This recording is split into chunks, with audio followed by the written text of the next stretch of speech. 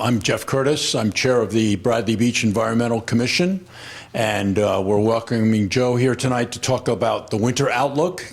A good week to do it in, since we've become very cold, and there's a possibility of snow on Wednesday, we're told, as a possibility.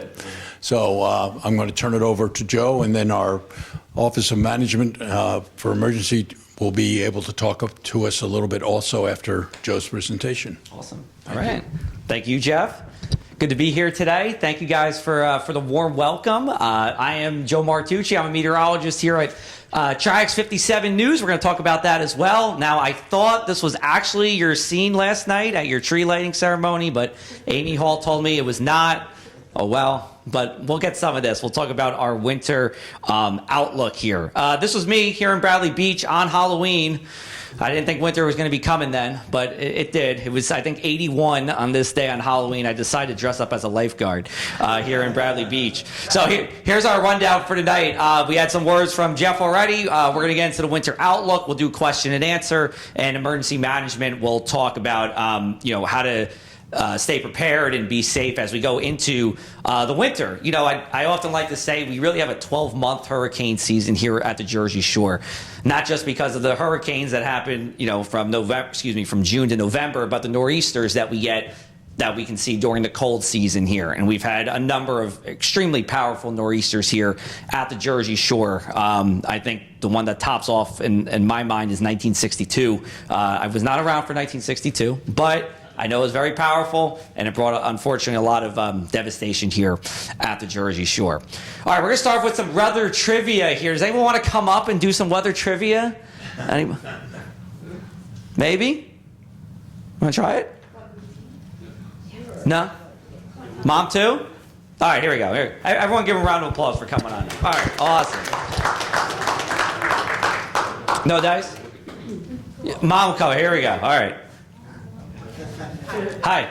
What's your name? Katie. Katie. All right. Katie, you live here in town? Yep. Beautiful. All right. So here's our weather trivia question. How many inches of snow did we see in Bradley Beach last winter? Was it 7.7, 9.1, or 10.6? 7.7. 7.7. Who thinks she's right? Raise your hand. Who thinks she's wrong? Raise your hand. Did anyone not? Everyone raise their hand? You guys are going to be disappointed. It was 10.6. Yes. So map's a little small, but the closest location here was 10.6 inches.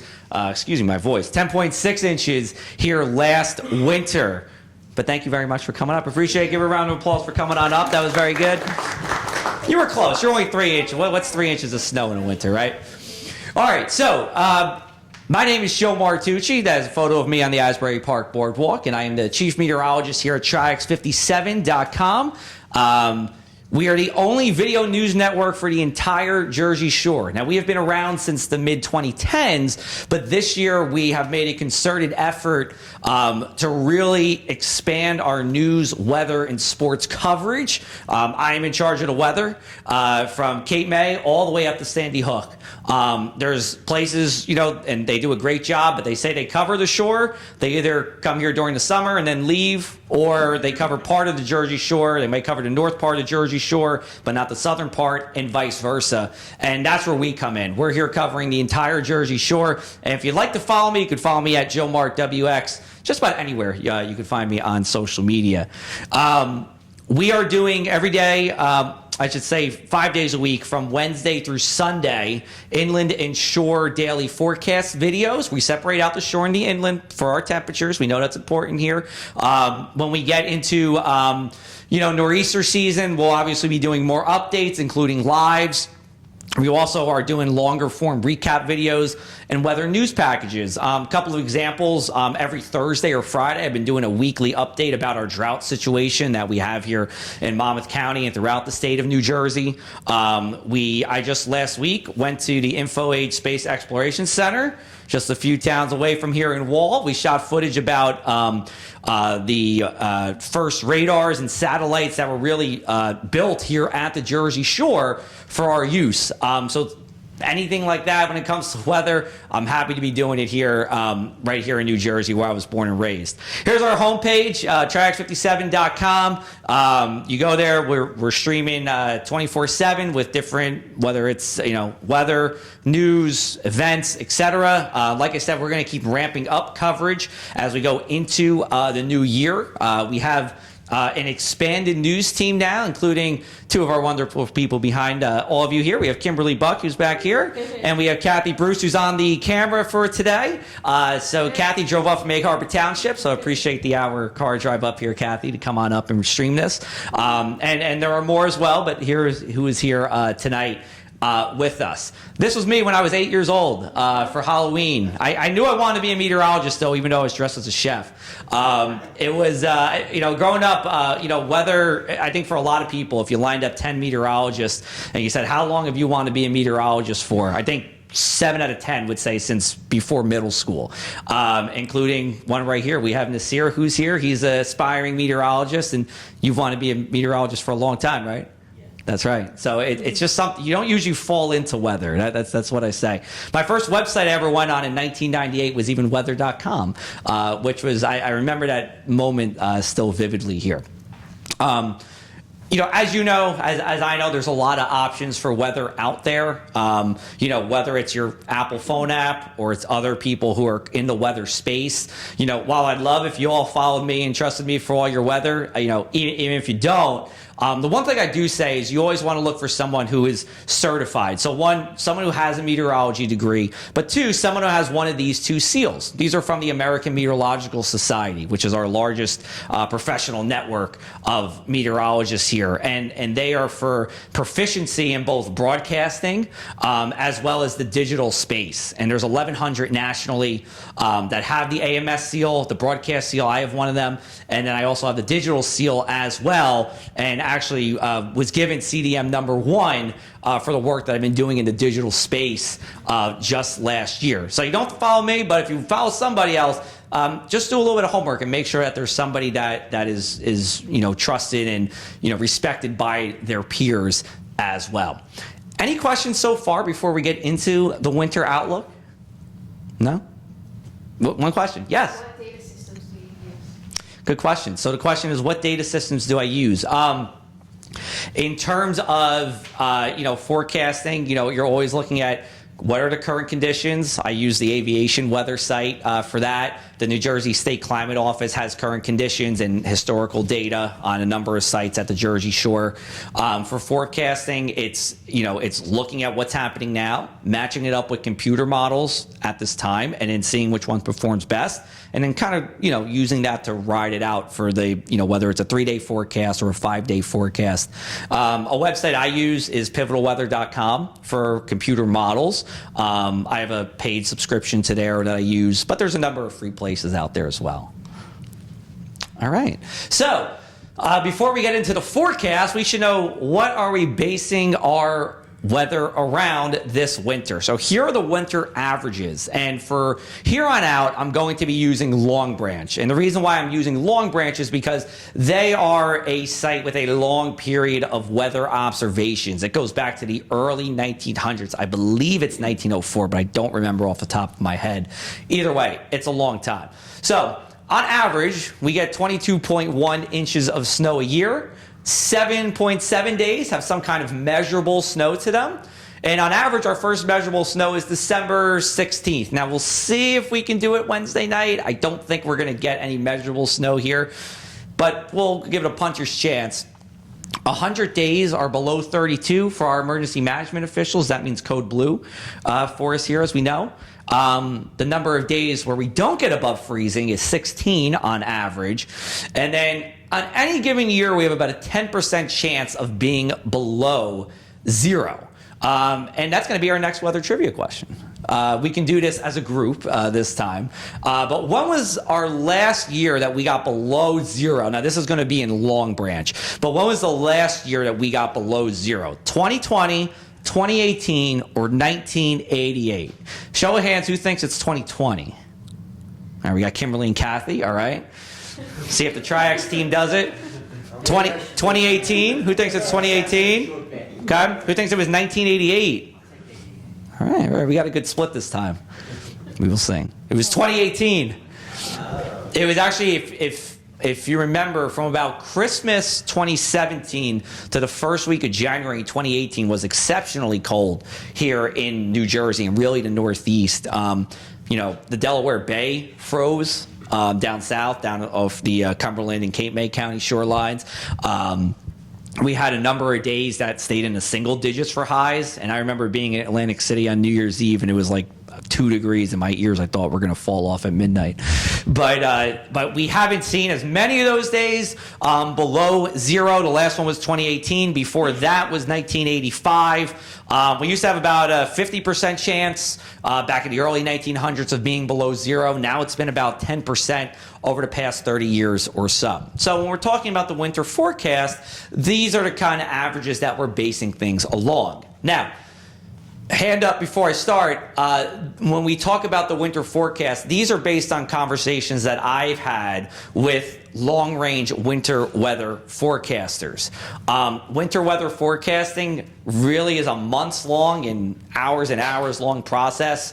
One person I spoke with, Steve DiMartino of NYNJPA Weather, said he starts forecasting for winter in March. So just as soon as that winter ends, we're already looking towards what's happening on the upcoming winter.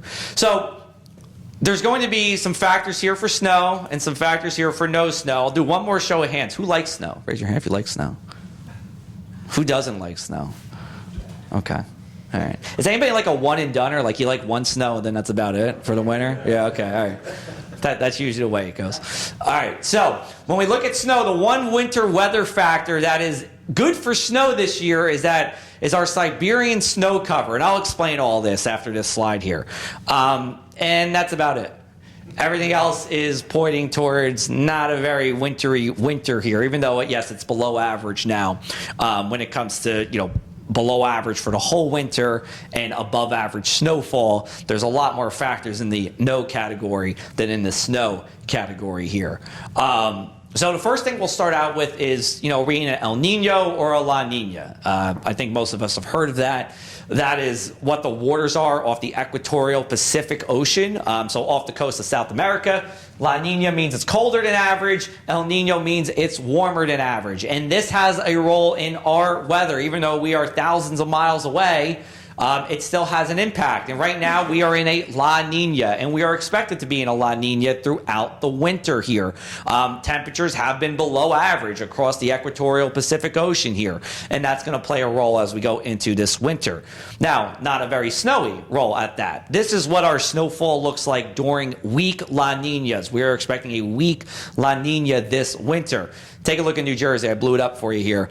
We see some browns and most of the state, including here in Bradley Beach, meaning below average snowfall. On average, we can always have an exception, but on average points towards a below average winter. Really, who does well in terms of snow is the far northern tier of the United States, interior New England, places like Springfield, Massachusetts, Albany, New York, ski country in New England does really well during weak La Ninas. Dr. Judah Cohen's on the left-hand side. He's the director of seasonal forecasting for AER. If you go to our Triax 57 YouTube page, I have a conversation with him, as well as Steve DiMartino, about the winter ahead. It's a winter forecast, winter weather special, runs about 12 to 15 minutes long. But he really pioneered this concept that the more snow cover we see in Siberia, the better chance for the polar vortex, and we'll talk about that, to really make its influence down here in the northeastern United States.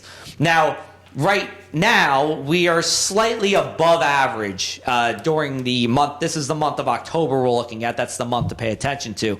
This past October, we were slightly above average with our Siberian snow cover. So that's the one thing that usually signals, hey, there is the potential for a snowier and colder winter here in New Jersey.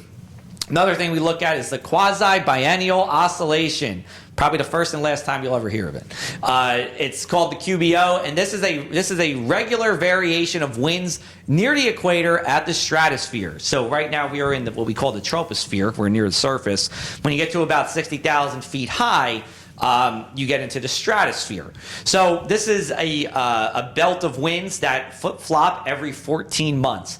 The only weather factor and climate factor on Earth that is more regular than this is our seasons. The fact that we go from summer to fall to winter to spring.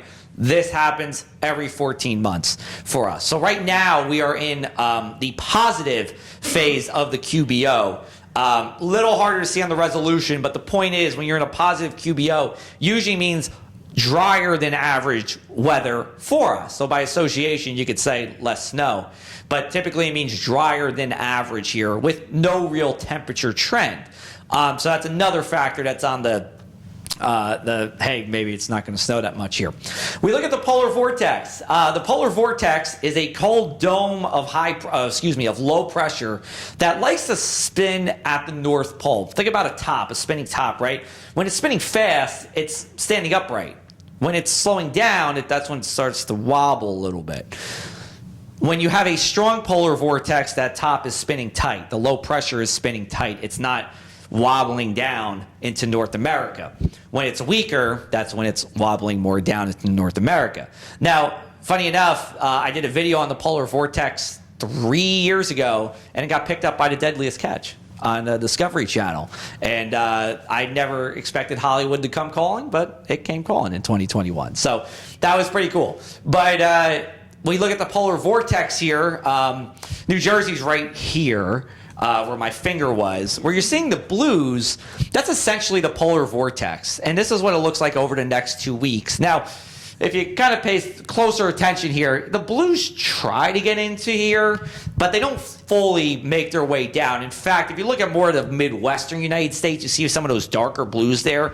That's where the core of the polar, or I should say where the polar vortex is really stretching from. It's stretching from the North Pole into the Midwest, and we're kind of getting a glancing blow. But even at a glancing blow, temperatures still this weekend, this week, next weekend are going to be 10 degrees below the average for this time of the year. High temperatures are in the low 40s, not the low 50s. Low temperatures are in the mid 20s, not the mid 30s. So even just a glancing blow, it's giving us these chillier temperatures. So, but as we go into the winter, it looks like the polar vortex is mostly going to be strong, meaning it's going to spin like a tight top at the North Pole with a few stretches that come down. Finally, we look at our ocean temperature anomaly. So how much above or below average our ocean temperature is going to be here in the Atlantic. This is important for two reasons. We're going to look here in the tropical Atlantic. Waters are expected to be above the average. That's called a warm AQM, Atlantic Quad Pole mode. Generally, what that means for us is warmer than average temperatures. But if you look right off our shore here, we see a lot of blue, below average temperatures. Now, what that means to me is that coastal storms that come don't strengthen as much. Coastal storms love a difference between warm and cold.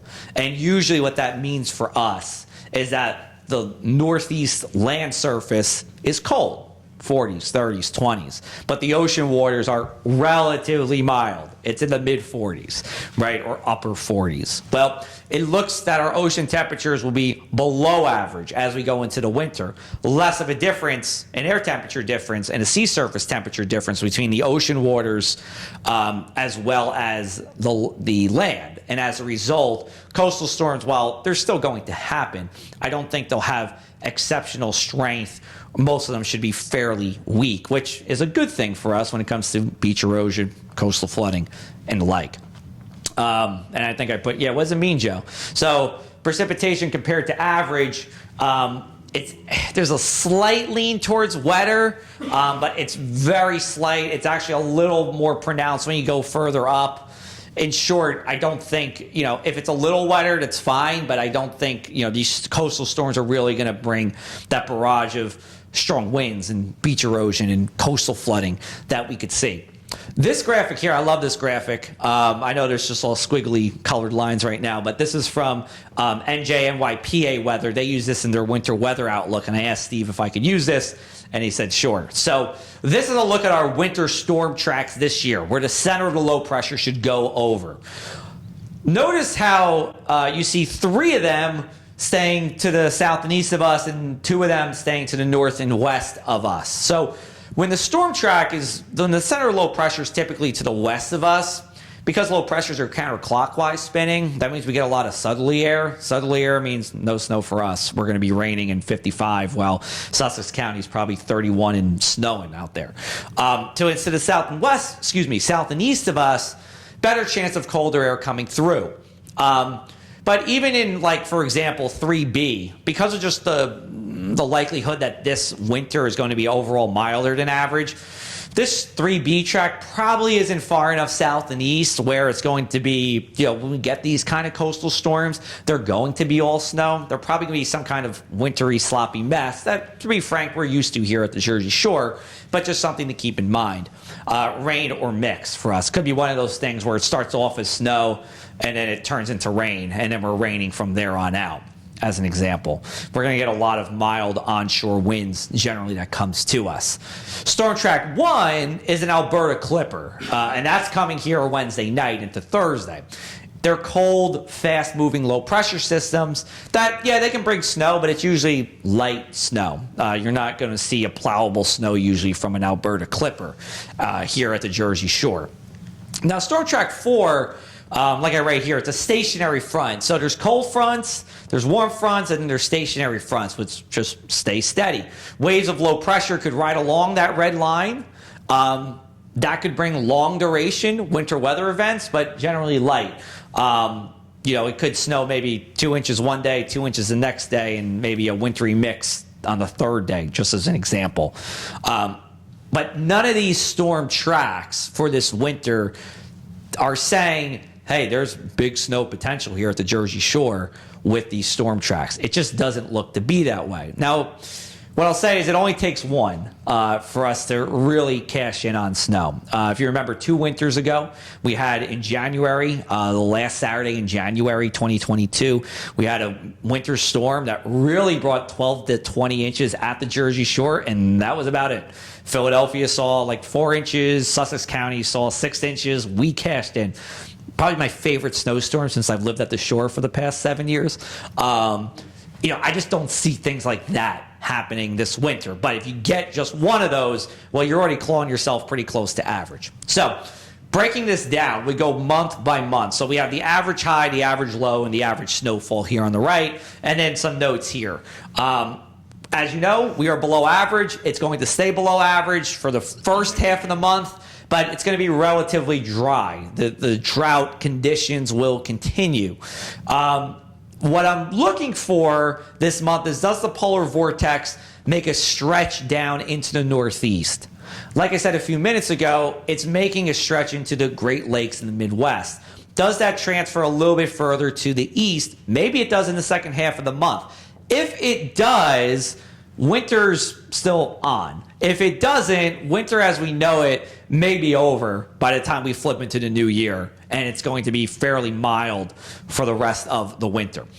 We go into January. This is typically our coldest month on average.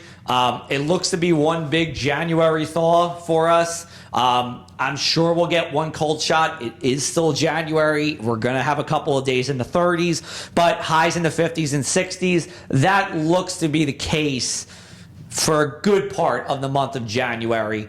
We're still going to see some coastal storms, some tidal flooding, some beach erosion, but it should be on the lighter side. And any kind of coastal storms, probably more mixed, with rain and sleet and some freezing rain as opposed to straight snow. February continues the warmer weather expected in January. The first half should stay mild. Now, the second half of February would be the other time this winter when we could expect deep cold and snow. But what Dr. Judah Cohen, who I spoke with earlier, he's looking for is, do we get that polar vortex to stretch into the northeast at some point this month? If it does, then this second half of February is on for, at least the potential for deep cold and snow. If it doesn't happen, probably not. I think February ends up above average for us with temperatures and below average with us for snow. Then we go to March. And March is really just a funny month here at the Jersey Shore because Yeah, we can snow, but I don't expect this March to be very wintry. Average amount of storminess, but that's not our time of year, right? The fall's our time of year to be at the shore. That's why people love coming here on the weekends in September, October, November. It's a little bit milder than places inland. But we know what happens in March. It's, 47 degrees here in Bradley Beach. It's 61 in Freehold. It's 78 in Trenton. That's what happens. We get skunked by the sea breeze this time of the year here as we go into March. So I don't know if it's going to be extremely above average. That's just really hard to do with the immediate coast. But I don't think we're going to be below average for temperatures in the month of March. Then we talk about drought because we had a little bit of a discussion here up front right before, about where we're at with drought and what we can expect as we go into the winter. Here's a look at our current drought status. We are just inside that extreme drought. That's a D3 of 4 stages of drought. We're at 50.1% of the state in extreme drought. That's the most amount of the state in extreme drought since 2002. And that was, in terms of just seeing a D3, we haven't even seen a D3 in a long period of time either. And we're in a drought warning by the New Jersey Department of Environmental Protection. So I just want to make this point. I've done this in a couple of different talks. This map here is by the United States Drought Monitor. Consider this just the facts. Hey, we're in this stage of drought. Drought is this severe. The policy is where you see the drought warning or the drought watch that we had before that by the state. There's a difference between what's happening here by the DEP and what's happening here. The DEP is using this information to make a policy decision. It's not, so if we go into a drought emergency by the NJDEP, that's going to be based upon what's happening here, as well as our stream flows, reservoir levels, and et cetera. I think we've all probably seen the photos of the Manasquan Reservoir and how low it's been. We're going to keep an eye on that. Thankfully, it has rained, as we know, on Thanksgiving and over the past couple of weeks, but we're going to need a little more than that to claw ourselves out of drought. This is from drought.gov. They are predicting drought to persist throughout the winter. That being said, I think we'll improve a little bit. I'm hopeful that we pull out of this extreme drought by the time we get towards the end of February and March. So maybe we're back in this severe drought in Monmouth County. Maybe we're in moderate drought, but I still think we're going to be in drought. And that puts a lot of pressure on the spring to be wetter than average. If it ends up being wetter than average, our drought should end by summertime.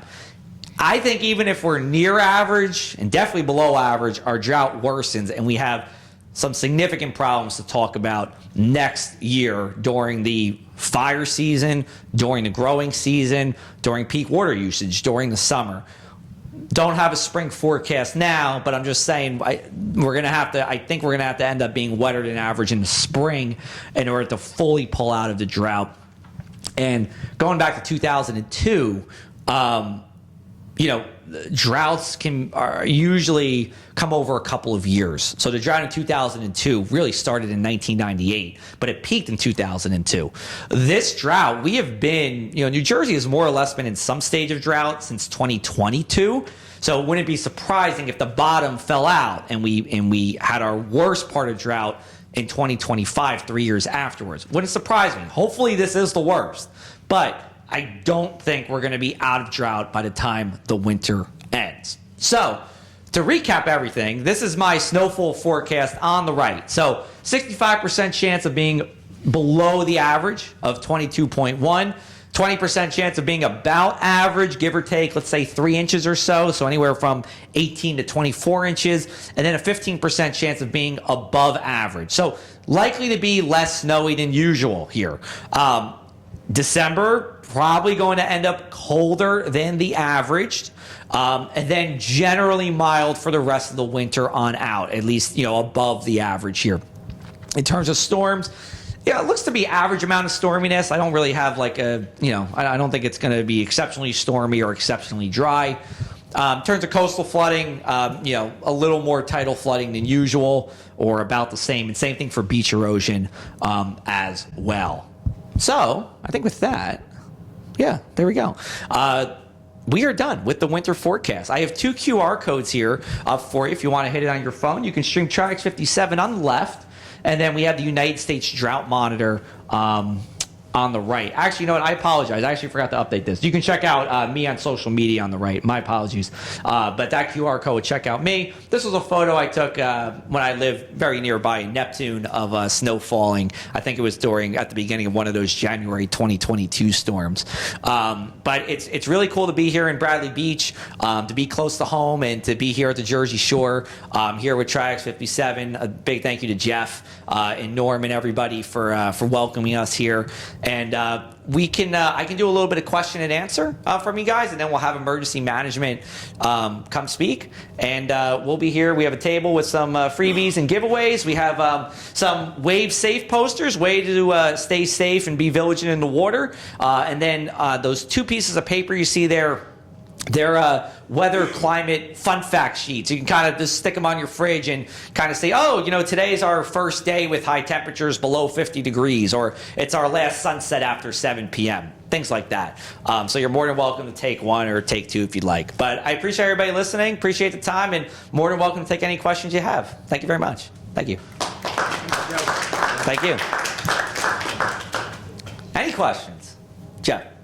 It seems like the polar vortex has a lot to do with what's going on.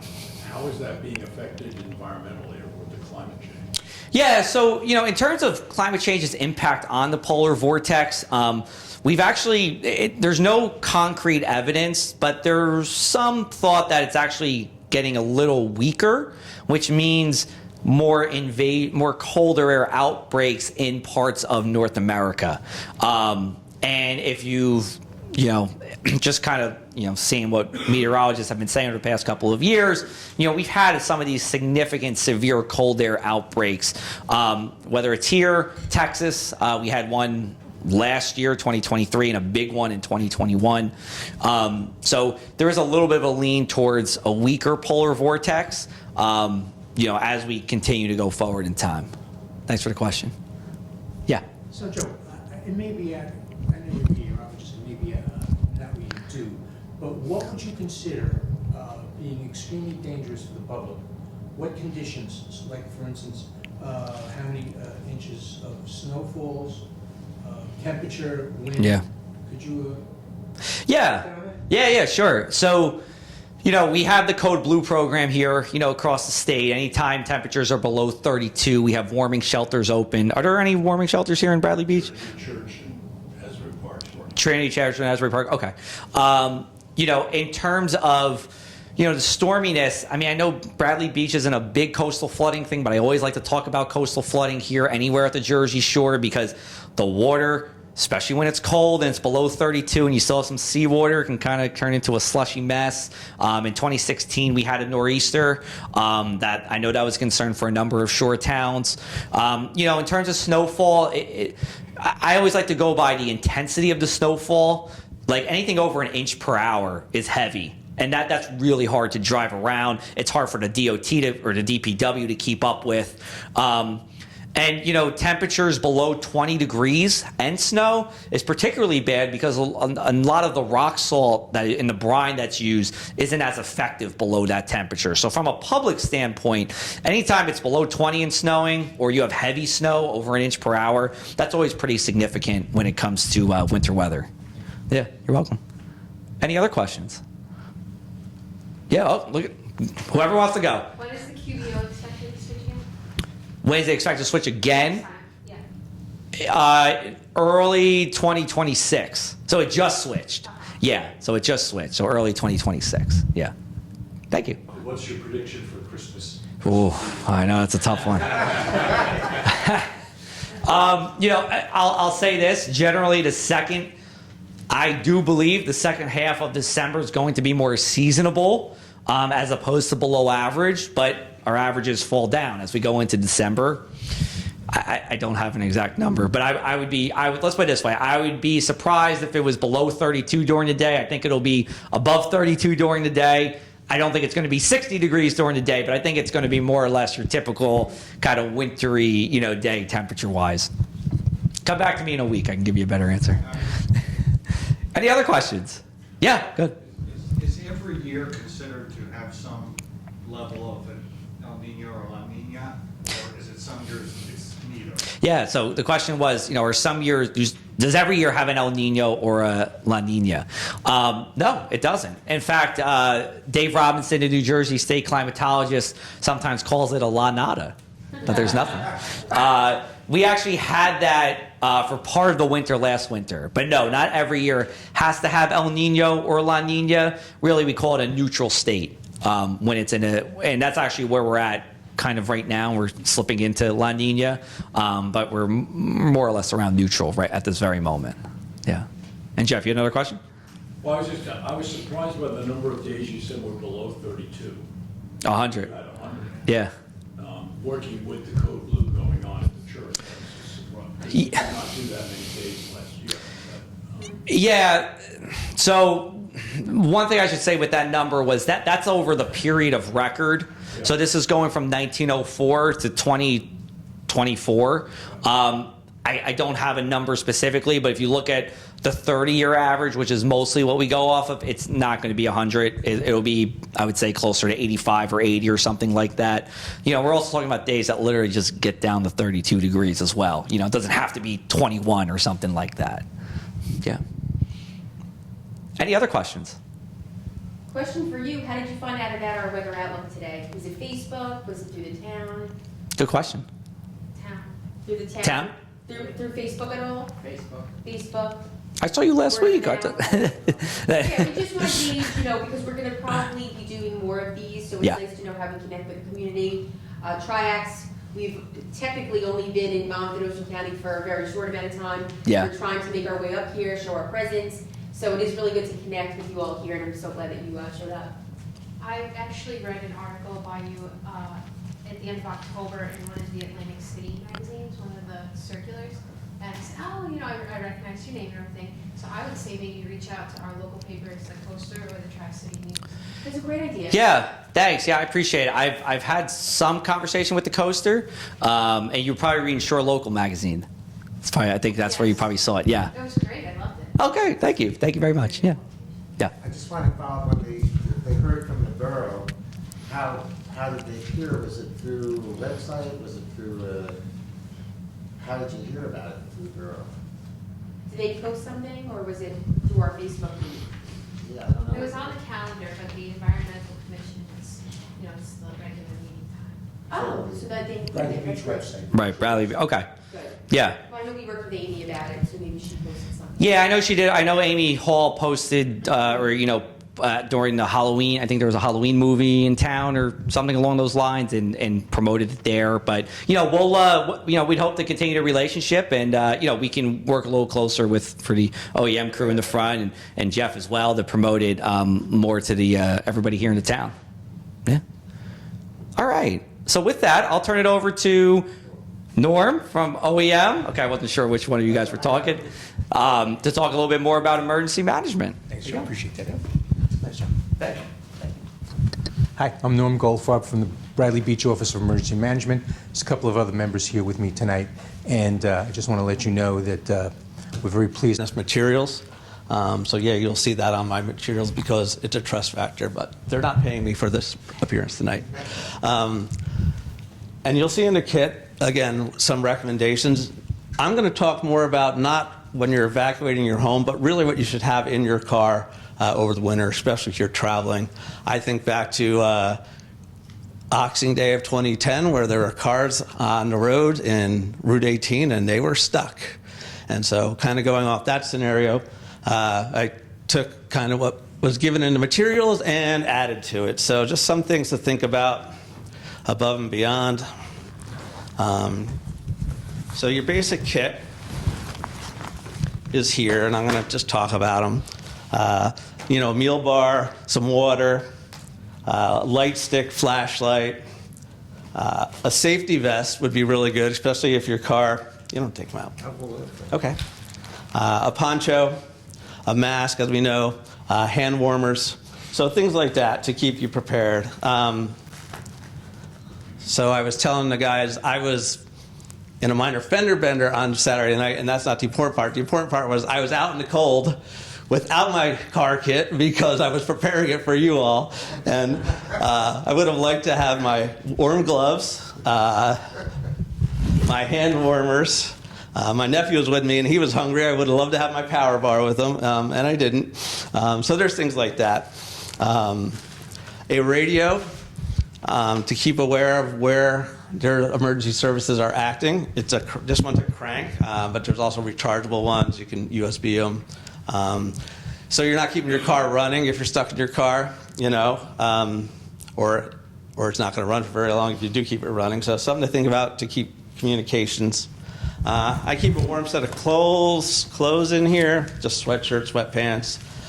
If you're prone to wearing not so sturdy shoes, I recommend throwing a good pair of boots or even solid sneakers in your car. Just have them in case you got to get out of your car and step around. Keep a folding shovel. You get it right on Amazon. It just folds out, and if you get stuck, maybe not the 2010 scenario, but smaller scenarios, you can, get yourself out. Just weighs nothing, doesn't cost very much, and it'll, could help you out in a situation.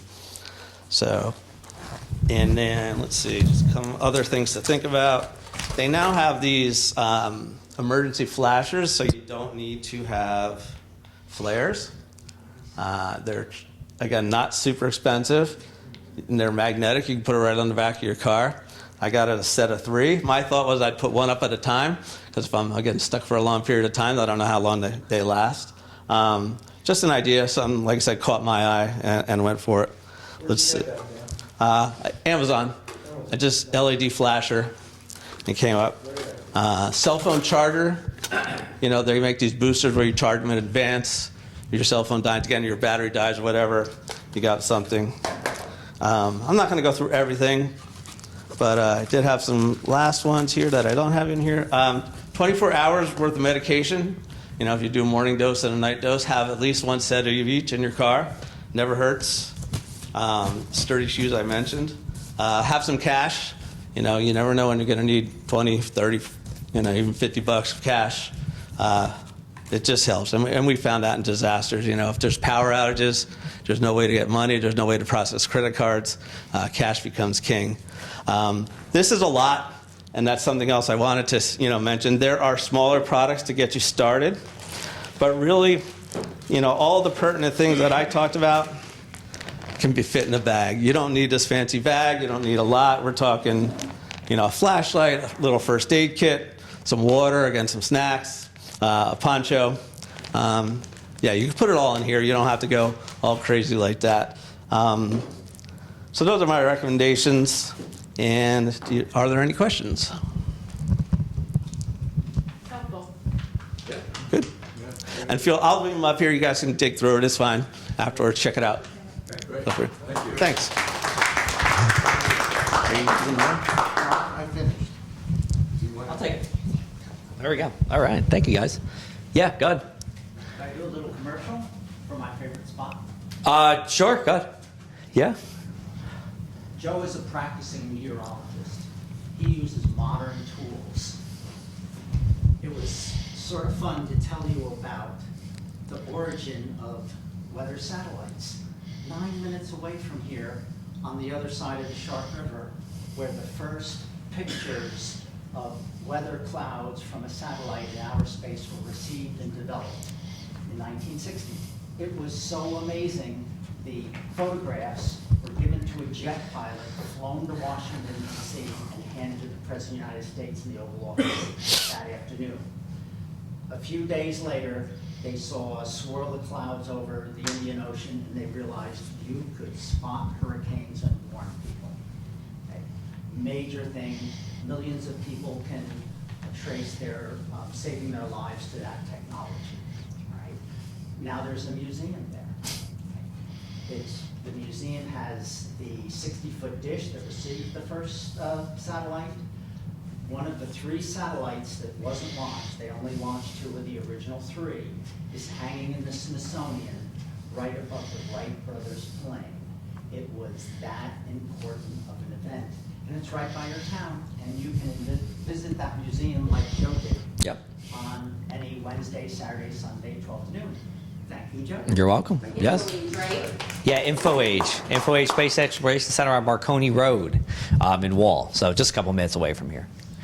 All right, I'll take any other questions. If not, we're gonna wrap it up, but we'll still be hanging around here if you want to talk one-on-one. But thank you everybody for coming out. Appreciate it. Have a great winter and holiday season, and we'll talk to you soon.